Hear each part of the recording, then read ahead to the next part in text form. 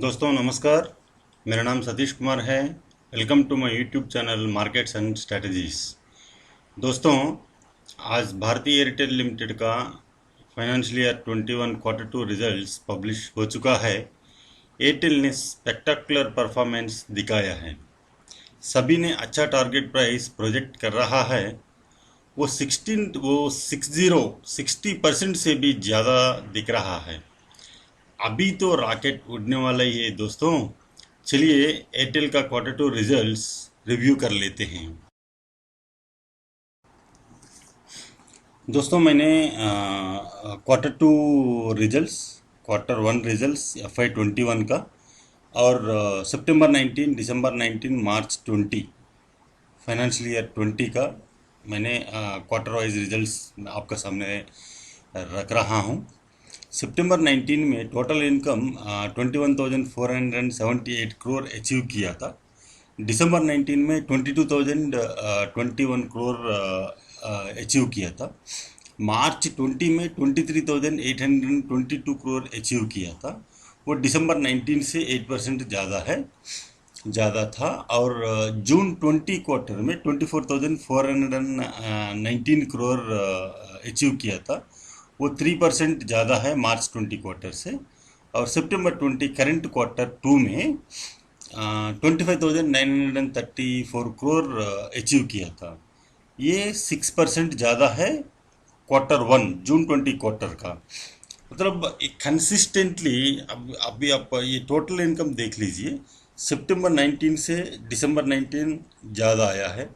दिसंबर 19 से मार्च 20 total income ज़्यादा आया है। मार्च 20 से जून 20 और ज़्यादा हुआ है। सितंबर 20 में एकदम 26,000 का आसपास में पहुंच गया है। मतलब कंसिस्टेंटली रेवेन्यू ग्रो हो रहा है। इसमें हमको एक्चुअल परफॉर्मेंस हमको दिख रहा है। यही मैंने क्वार्टर टू क्वार्टर ग्रोथ मैंने दिखाया है। और ईयर टू ईयर मतलब सितंबर 19 से सितंबर 20 क्वार्टर का कितना इंक्रीज हुआ है revenue growth year two year बोल के मैंने दिखाया हूँ। वो 21% से ज़्यादा इधर दिख रहा है। मतलब सॉलिड इनकम तो एक नंबर का सॉलिड दिख रहा है। यही अगर हम लोग प्रॉफिट आफ्टर टैक्स देखें तो ये कम्प्लीटली बॉटम लाइन रेड दिख रहा है। सितंबर 19 में 22,830 करोड़ लॉस आया था। दिसंबर 19 में 465 करोड़ लॉस दिख रहा था। मार्च 20 में 4,977 करोड़ लॉस दिख रहा था। जून 20 में 15,191 करोड़ लॉस दिख रहा था। करंट क्वार्टर में ये पूरा का पूरा बैलेंस हो गया। करंट क्वार्टर में पूरा बैलेंस करके एकदम जीरो को लेके आया है। 34 करोड़ अभी लास्ट ये क्वार्टर में दिख रहा है। मतलब जितना भी प्रीवियस क्वार्टर्स में जो लॉस, जितना भी हजारों करोड़ में जो लॉस दिख रहा था, पूरा का पूरा बॉटम लाइन को लेके आया है। तो अभी से जो भी प्रॉफिट आफ्टर टैक्स अभी से जो भी आएगा वो प्लस में आएगा। तो ये इम्पोर्टेंट पॉइंट है दोस्तों। रेवेन्यू कंसिस्टेंटली ग्रो हो रहा है, उसमें कुछ प्रॉब्लम नहीं है, एकदम बढ़िया है, शानदार है। और उसका परफॉर्मेंस भी, उसका ग्रोथ भी हम लोग आगे डिस्कस कर लेते हैं। प्रॉफिट आफ्टर टैक्स भी बहुत सारा काउंट का उसके ऊपर बहुत काम कर चुका है बोल के इधर दिख रहा है। परफॉर्मेंस भी इधर दिख रहा है। प्रॉफिट आफ्टर टैक्स पूरा का पूरा नीचे लेके आया है। 1,000 करोड़ से 34 करोड़ को लेके आया। मतलब 22,465 करोड़, 4,977 करोड़, 15,191 करोड़ से अभी 34 करोड़ को लेके आया। मतलब एकदम शानदार परफॉर्मेंस है। तो आगे हाँ, ये उम्मीद है कि आगे पूरा का पूरा प्रॉफिट आफ्टर टैक्स प्लस में रहेगा और आगे अच्छे से पैट बढ़ेगा बोल के एक उम्मीद है दोस्तों। आगे हम लोग देख लेते हैं उसका कैसे ग्रोथ मिलेगा। अभी इसमें हाइलाइट्स हम लोग डिस्कस कर लेते हैं दोस्तों। कैसे ग्रो हुआ है कंपनी ने। Average revenue per user increase to 162 rupees in quarter two from 157 rupees in quarter one, मतलब एवरेज रेवेन्यू पर यूजर, मतलब जितना भी यूजर्स है उसका उतना एक एक यूजर से कितना इनकम आ रहा है बोल के कैलकुलेट किया तो क्वार्टर टू में 162 रुपीस आ रहा था एक यूजर से, वही क्वार्टर वन में 157 रुपीस आ रहा था। तो ऐसा इनकम बढ़ गया था। और four G data customers increase to 15.27 crore in quarter two. मतलब ये जो 4G डेटा यूज करने वाला कस्टमर्स एक क्वार्टर टू में 15.27 करोड़ बढ़ गया था।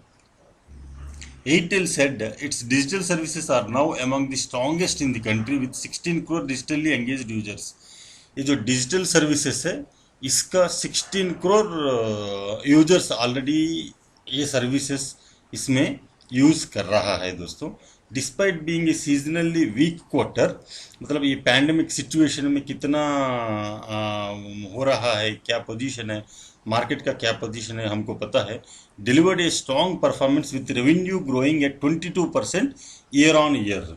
मतलब हम लोग ऑलरेडी देख चुका था सितंबर 19 क्वार्टर से सितंबर 20 का क्वार्टर का अगर हम लोग देखें तो 21% 22% आ रहा था। In the mobile segment 14 million 4G customers been added and grew revenues by 26%। मतलब रेवेन्यूज ग्रो हुआ था 26% है। ये 4G कस्टमर्स बेस का 14 million 4G customers been added in this segment, mobile segment। Data consumption grew by 58% year on year, which reflects the strong engagement of customers on Airtel network। Year on year अगर देखिएगा data consumption use करने वाला mobile, मतलब ये net use करने वाला, तो year on year 58% customers engage हुआ है कंजम्पशन में। तो ये और एक प्लस पॉइंट है दोस्तों। एक डेटा कंजम्पशन में इंक्रीज हुआ है और एक 4G कस्टमर्स इंक्रीज हुआ है और रेवेन्यू एक ग्रो हुआ है और डिजिटल सर्विसेज में स्ट्रांग परफॉर्मेंस दिख रहा था। 4G डेटा कस्टमर्स इंक्रीज हुआ बोल के दिख रहा था। तो ये है दोस्तों, मतलब एवरेज रेवेन्यू पर यूजर भी revenue on average revenue per user also increased बोल के इसमें हाइलाइट्स में दिख रहा है दोस्तों। अभी एक छोटा सा चार्ट आपके सामने रखा हूँ। ये 2002 से आज तक लिया है दोस्तों। 2002 में ये शेयर का प्राइस था 19.19 रुपीज़ 87 प्राइस था दोस्तों।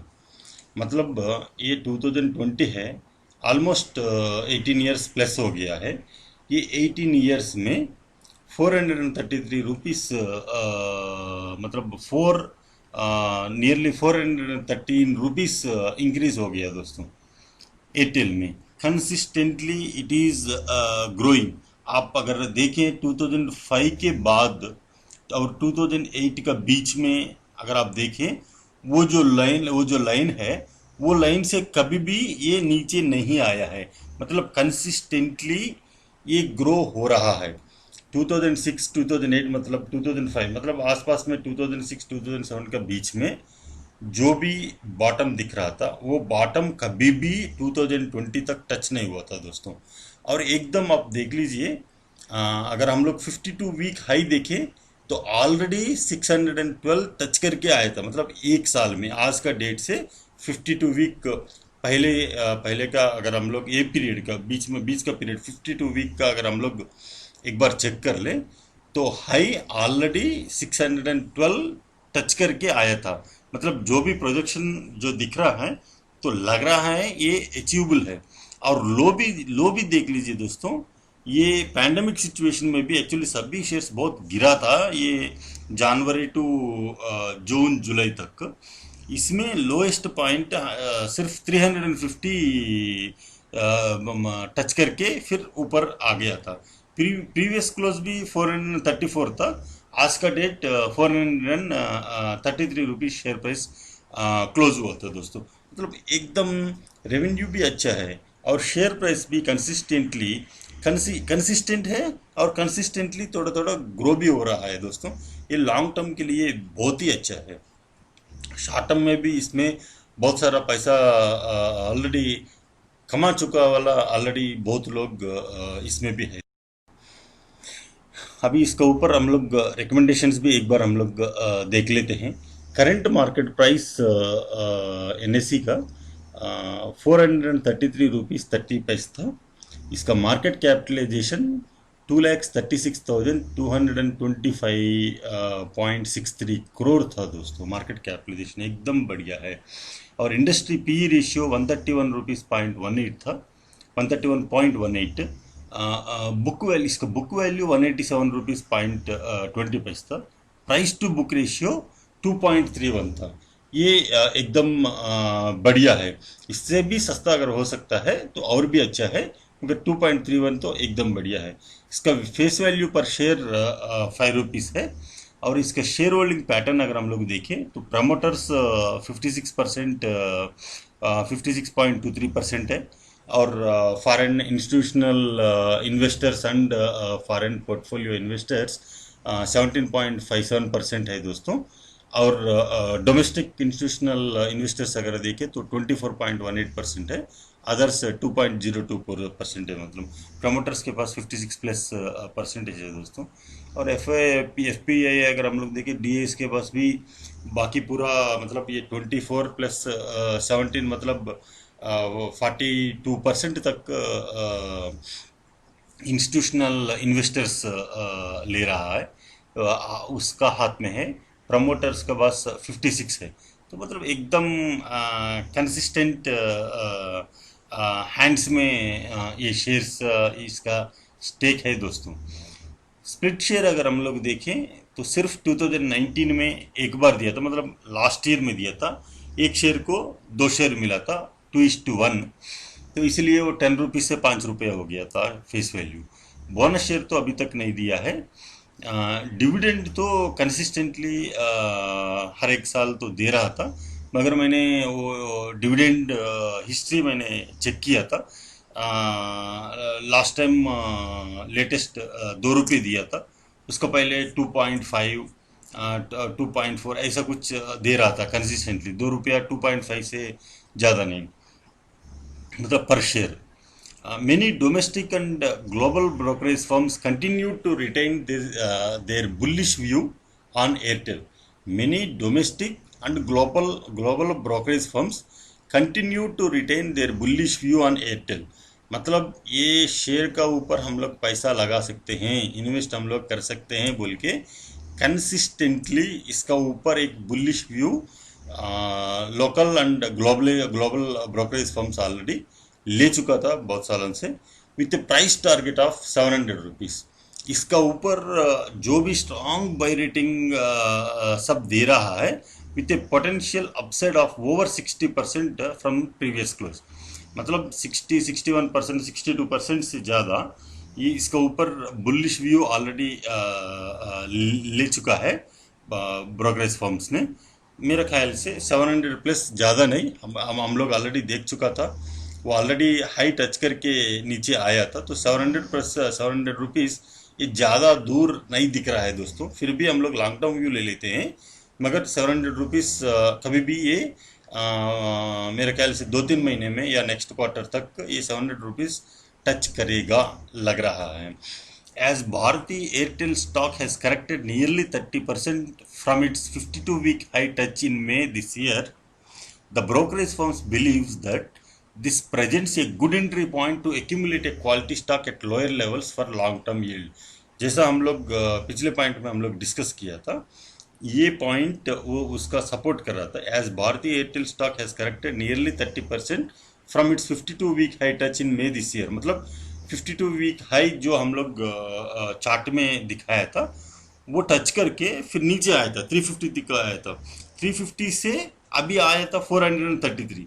मतलब बोल रहा है सभी ब्रोकरेज फर्म्स ये बोल रहा है कि this is the opportunity to for entry point बोल के बोल रहे हैं। मतलब लोअर लेवल में अगर हम लोग अभी एंट्री करेंगे तो लॉन्ग टर्म में हमको मिलने का चांसेस है। मतलब हम लोग अगर देखें अभी 433 है, अगर हम लोग 400 का 420 का स्टॉप लॉस या 400 का स्टॉप लॉस या 380 का स्टॉप लॉस हम लोग ऐसे पकड़ के अगर हम लोग लोअर लेवल में अगर हम लोग एंट्री अगर कर सकते हैं, अगर एंट्री अगर करेंगे तो 400 रुपीज़ से 700 रुपीज़ तक, मतलब नेक्स्ट 3 मंथ्स में या नेक्स्ट 6 मंथ्स में या 1 ईयर में जैसा मार्केट और उसका कंपनी का परफॉर्मेंस रहता है, तो 700 रुपीज़ ज़्यादा दूर नहीं है, जल्दी 700 अचीव होने का चांसेस है बोल के ब्रोकरेज फर्म्स ने एक व्यू ले चुका है दोस्तों। फिर भी हम लोग शॉर्ट टर्म के लिए ये एडवाइस नहीं करेंगे, मगर लॉन्ग टर्म के लिए ये 100% श्योर लग रहा है उसका परफॉर्मेंस से, और प्रॉफिट आफ्टर टैक्स जो एकदम जीरो को लेके आया है, और आगे अभी हम लोगों को दिख रहा है कि आगे प्रॉफिट आफ्टर टैक्स ग्रीन में दिखेगा। तो हम लोग और कंसिस्टेंटली शेयर भी ग्रो हो रहा है, स्ट्रांग मैनेजमेंट है, और शेयर्स भी पूरा का पूरा इंस्टीट्यूशनल इन्वेस्टर्स का हाथ में है, प्रमोटर्स का हाथ में है। तो ये एक अच्छा पॉजिटिव सिग्नल और एक पॉजिटिव व्यू दिख रहा है दोस्तों इसमें। Many believes that India remains an attractive market opportunity in telecom. ये टेलीकॉम कंपनी है, तो हम लोग ए पॉइंट से अगर हम लोग देखने का है कि आगे टेलीकॉम का स्ट्रेंथ कैसे है, पोटेंशियलिटी कैसे है। तो अगर कोई टेलीकॉम सर्विसेज यूज़ करना चाह रहा है, यूज़ नहीं करना चाह रहा है, डीटीएच सर्विसेज यूज़ करना चाह रहा है, नहीं करना चाह रहा है, इंटरनेट सर्विसेज यूज़ करना चाह रहा है, नहीं करना चाह रहा है, या 4G ये जो पूरा टेलीकॉम का जो सर्विसेज है यूज़ करना चाह रहा है, नहीं करना चाह रहा है, India is the strongest market for telecom services. तो many believe that India remains an attractive market opportunity in telecom. They see Bharti Airtel as one of the 2 long term winners है। आपको मालूम है दोस्तों, अभी इसमें टेलीकॉम सेक्टर में अभी नंबर 1, नंबर 2, नंबर 3 में कौन कौन है, और भारतीय एयरटेल का पोजीशन कौन सा है, अभी कौन सा पोजीशन में है, कैसे चल रहा है, कैसे कंसिस्टेंसी है, इसका हिस्ट्री है, अगर हम लोग देखें तो देसी Bharti Airtel as one of the 2 long term winners. ये एक नंबर, ये वैलिड पॉइंट है दोस्तों। हम लोग अगर इन्वेस्टमेंट कर सकते हैं तो this is the line. Many believes that India remains an attractive market opportunity in telecom. This is Bharti Airtel as one of the 2 long term winners. ये अच्छा पॉइंट है दोस्तों निवेश करने के लिए। Many people expect the long term market share of Bharti Airtel will remain steady. जैसा हम लोग चार्ट में, पिछले चार्ट में दिखाया था, वो कभी भी नीचे नहीं आया था, वो कंसिस्टेंटली थोड़ा थोड़ा ग्रो हो रहा था। वो कभी भी नीचे हम लोगों को कहीं पे भी हम लोगों को नहीं दिख रहा था। तो इसीलिए मार्केट एनालिस्ट भी ये व्यू ले लिया है। Many people expect the long term market share of Bharti Airtel will remain steady and grow. मतलब ये कंसिस्टेंटली स्टेडी रहेगा और अच्छा ग्रोथ भी दिखाएगा, क्योंकि कंपनी का ग्रोथ प्रॉस्पेक्ट्स बहुत ही शानदार है, अच्छा है दोस्तों। बस इतना ही बोलना चाह रहा था। थैंक यू वेरी मच दोस्तों, थैंक्स फॉर योर टाइम। अगर ये वीडियो पसंद आया तो प्लीज़ लाइक करें, शेयर करें, और मेरा चैनल को प्लीज़ सब्सक्राइब करें। Thank you.